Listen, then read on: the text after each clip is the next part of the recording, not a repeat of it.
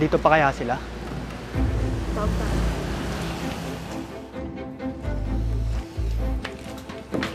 Tao po! Tao po! Tao po! Sino kaya yun? Malamang, tao na ng bangko yan para paalisin na tayo dito sa bahay. Wala ka namang ibang asang darating, di ba?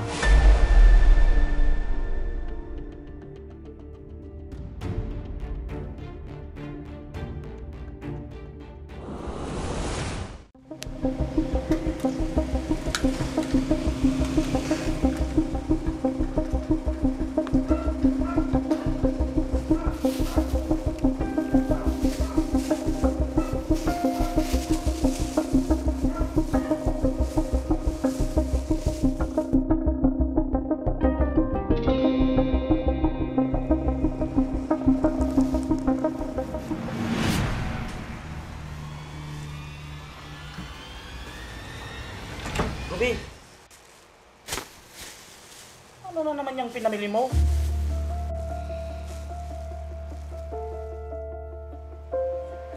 Bakit bumili ka na naman ng mga gamit ng mga estudyante mo? Ilang beses ko nang sinasabi sa'yo. Tigilan mo nang umastang magulang sa mga estudyante mo. Simula nagturo ka, ganyan ka na. Wala ka namang napapala.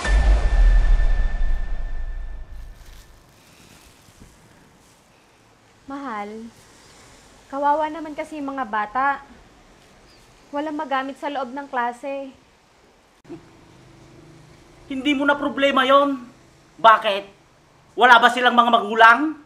Ilang estudyante na ba ang napagtapos mo? May bumalik ba sa'yo? Kinalimutan ka lang nila. Pero mahal, gusto ko yung ginagawa ko. Gusto mo nga. Wala naman na itutulong sa atin yung mga yan. O ito, sulat galing sa bangko. Pinapaalis na tayo. Dahil sobra-sobrang palugit na daw ang binibigay nila.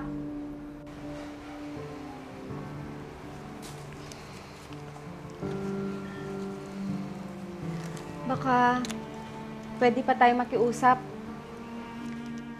Hindi mo ba naiintindihan? Sobra-sobrang palugit na daw ang binibigay nila. Alam mo na magkano lang ang natatanggap ko sa pagkaka-aksidente ko. Tapos ikaw, gastos ka ng gastos? Mag-isip ka nga. Eh magkano lang naman yung mga yan? Magkano lang? Kwentahin mo kaya. Simula noon hanggang ngayon, ang mga nagastos mo. Baka kalahati na pinagsanlaan ng bahay na to ang halaga. Ni isa ba sa mga estudyante mo? Natulungan ka ba nila? Di ba hindi?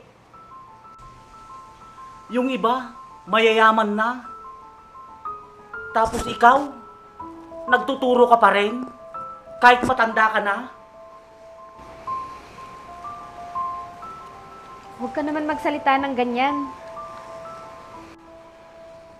Kung talagang naalala ka nila, kahit isa man lang sana sa kanila, may dumalaw sa'yo.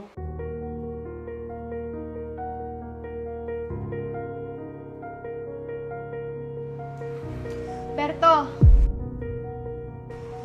saan ka pupunta? E di saan pa? Mag-aal sa balutan na. Ay nako, wala na tayong pag-asang mabawi ang bahay na to. Asan na yung estudyante mo na binilhan mo ng bisikleta nung nawala ang gamit niya? Asan na yung estudyanteng tinuruan mo? Kahit na oras na ng uwi mo, pumasa lang siya. Asan na yung estudyanteng halos awayin ka ng nanay niya dahil mas naging nanay ka pa kaysa sa kanya? Ngayon mo sabihin, Ruby, na naalala ka nila.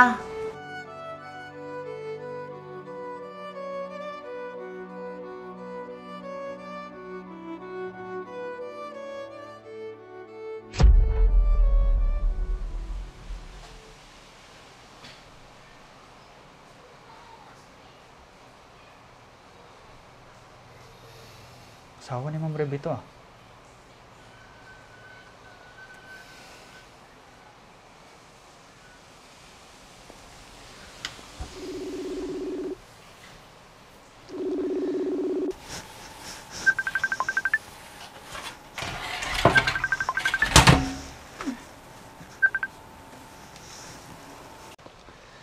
Hello, mate. Oh, mate. Napatawag ka. Naalala mo ba si Ma'am Ruby nung elementary tayo? Oo. Yung mabait na teacher na nag-tutor sa akin kapag uwian. Oo.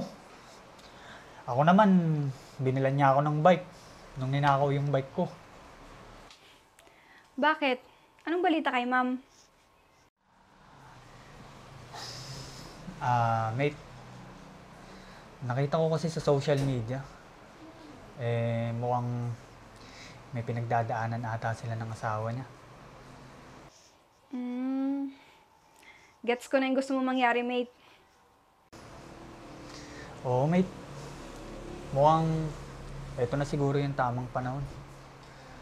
Alam mo na, para makabawi naman tayo sa lahat ng tulong na ginawa niya sa atin noon. Tama ka. Sige, ako nang bahalang kumontak sa ibang kaklase natin noon. Sige, mate. Magpo-post na rin ako sa page ng alumni batch natin. Baka sakali. Sige, mate. Pagtulong-tulungan na lang nating lahat para makabawi naman tayo sa kabutihan niya sa atin noon. O sige, mate. Tatawagan na lang kita pag ayos na ang lahat.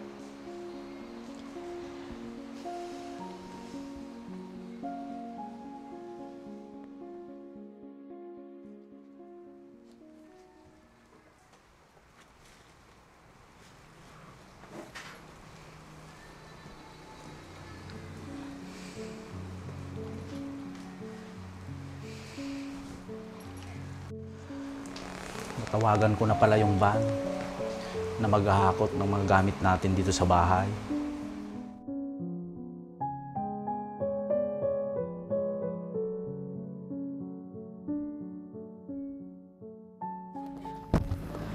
Dito na tayo.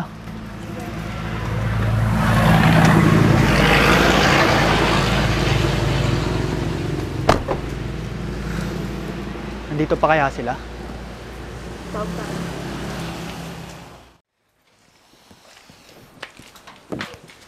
po! Tao po! Tao po! Sino kaya yun? Malamang, tao na ng bangko yan para paalisin na tayo dito sa bahay. Wala ka namang ibang asang darating, di ba?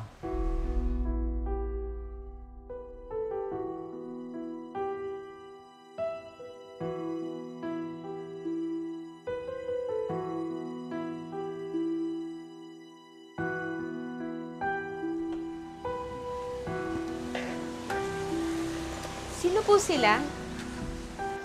Magandang umaga po. Hello po, ma'am. Hindi niyo na po ba kami natatandaan?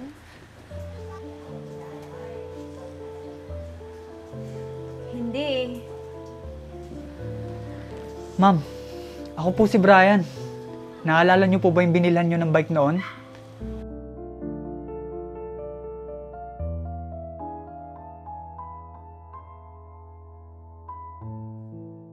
Ako naman po si Marga. Yung tinuturuan niyo pagkatapos ng klase po noon. Kayo na ba yan? Brian? Marga? Opo, ma'am. Ako nga po ito, si Brian. Isa na po akong ganap na kontraktor ngayon. Opo, ma'am. Ako naman po, isa ng ganap na businesswoman ngayon.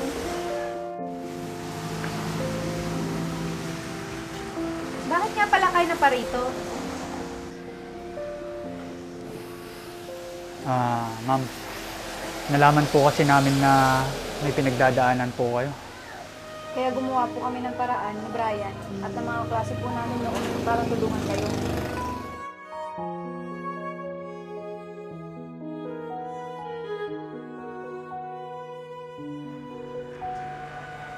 Anong ibig niyong sabihin? Bilang pagtanaw po ng utang namin sa kahapon sa kabutihan niyo sa amin.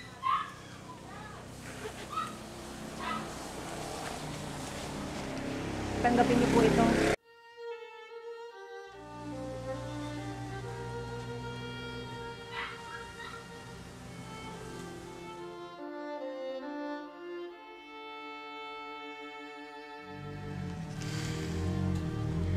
Napakalaking halaga nito. Hindi ko matatanggap to. Para po talaga sa inyo yan, ma'am. Nalikom po namin. Opo, lahat po kami na magkakaklase noon na tinuruan nyo ang nagbigay niyan.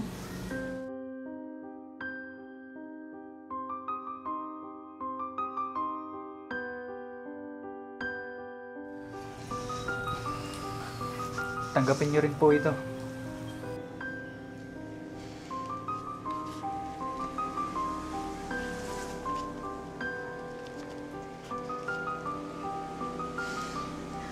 Mahal!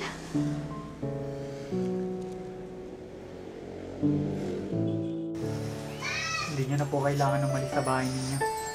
Kaya nga po, lumapit din po kami sa mga kakilala namin at sa institusyon na alam namin. Kaya ayan po, Nakalikom po kami ng sapat na pera para po matubos yung bayat lupa ninyo sa bangko. Maraming salamat sa inyo. Sobra-sobra itong tulong para sa amin. Ma'am, hindi po namin nakalimutan yung mga kabutihang ginawa niyo po sa amin noon. kaya nga po, malaking tulong po yung naibigay nyo sa buhay namin kung ano po kami ngayon. Kaya karapat dapat lang pong ibalik namin sa inyo ang lahat ng kabutihang yon. At eto na po yun, ma'am. Maraming salamat sa inyo, mga anak. Hindi ko akalain na sa tagal ng panahon nakalipas, hindi nyo pala ako nakalimutan. Maraming salamat talaga sa inyo. Maraming salamat din po sa inyo, ma'am. Dahil itinuring niyo po kami noon na parang isang tunay na anak. Kayo lang po ang gurong nakagawa sa amin noon sa tanang buhay namin. Kaya maraming salamat po, ma'am. Ngayon ko napatunayan na kapag mabuti ka sa kapwa mo, mabuting karma din ang babalik sa'yo. Tara, pumasok muna tayo sa loob. Magmerienda muna tayo. Sige po, ma'am. Halina na kayo.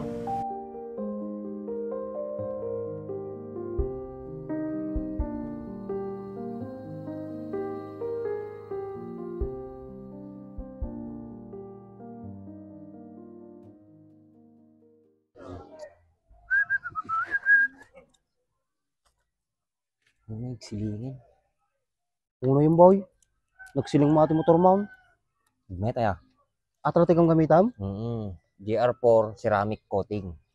Ano yan? Mabaling pa gamit pang lugan natin for wheels. Nagmayatan si ka. Pagkakatangan mo tikas ta boy. Magatang mo ito di TikTok, Shopee, Lazada.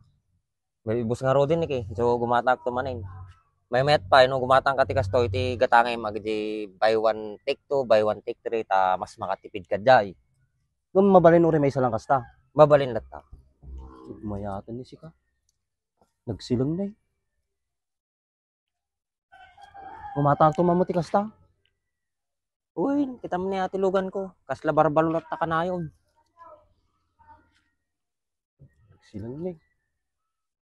Di mo lang nagiganan magasgas. Nagkartika mo tayo. Mga lang mati